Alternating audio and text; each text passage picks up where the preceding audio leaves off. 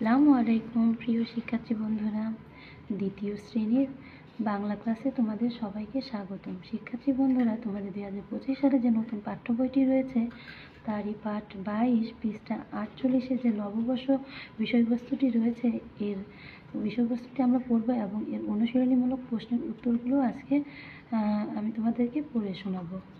তাহলে আসো আমরা এটি পড়ে নিই।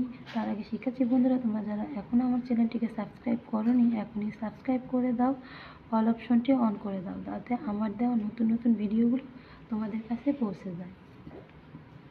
বাংলা বছরের প্রথম মাস হলো বৈশাখ।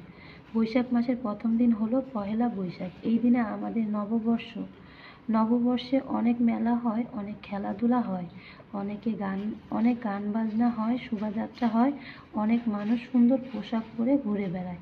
সেদিন অনেক মজা হয়, আমাদের খুব ভালো লাগে। নববর্ষের সময় গ্রামের দোকানে হালখাতা হয়। সেদিন সুন্দর করে দোকান সাজানো হয়। হালখাতা হলো পুরনো বছরের সব দেনা পাওনা মিটিয়ে দিয়ে সবাই মিলে মিষ্টি জিলাপি ইত্যাদি খাওয়া।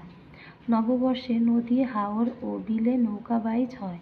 নৌকাবাইজ হলো নৌকা চালানোর প্রতিযোগিতা। নৌকার মাঝিরা নানা রঙের পোশাক পরে ঢোল বাজিয়ে নৌকা চালায়। নববর্ষে গ্রাম ও শহরে ঘুড়ি উড়ানোর প্রতিযোগিতা হয়। অনেক রঙের ঘুড়ি আকাশে উড়ে দেখতে খুব সুন্দর লাগে। কোথাও ফুটবল, ক্রিকেট, হাডুডু, দাড়িয়াবান্ধা বা লাঠি খেলার আয়োজন হয়। অনেক মানুষ ভিড় করে খেলা দেখে। নদীর ধারে, হাট বাজারের পাশে ও বড় গাছের নিচে মেলা বসে। সেখানে অনেক কিছু কিনতে পাওয়া যায়। মাটির তৈরি পুতুল, হাতি, ঘোড়া ও ফলমূল পাওয়া যায়। বাঁশ ও বেতের তৈরি জিনিস পাওয়া যায়। অনেক রকমের মিষ্টি ও খাবারও পাওয়া যায়। নববর্ষের মেলায় নাগরদোলা বসে। ছোট বড় সবাই নাগরদোলায় চড়ে। নাগরদোলায় চড়তে কি খুব মজা লাগে। তাহলে শিক্ষার্থী বন্ধুরা, আমরা জানতে পারলাম যে বৈশাখ মাসের প্রথম দিন হলো কি পহেলা বৈশাখ। আর এই দিনে আমাদের কি নববর্ষ।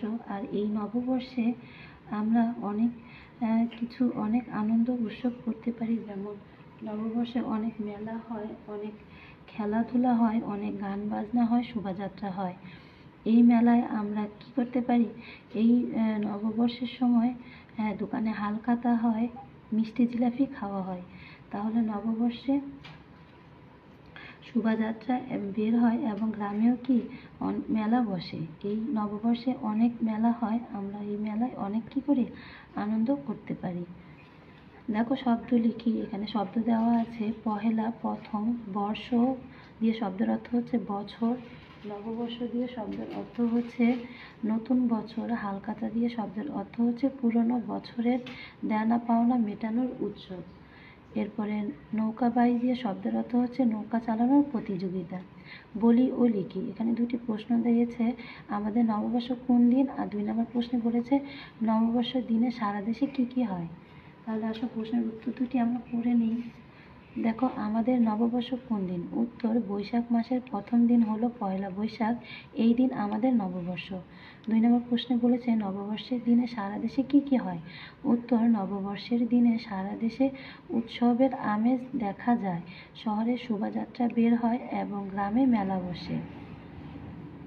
এরপরে দেখো পরের প্রশ্নটি রয়েছে, মেলায় গিয়ে কি কি কিনতে চাই তার একটি তালিকা তৈরি করি। দেখো এখানে আমরা অসংখ্য ছবি দেখতে পাচ্ছি মাটির জিনিসের।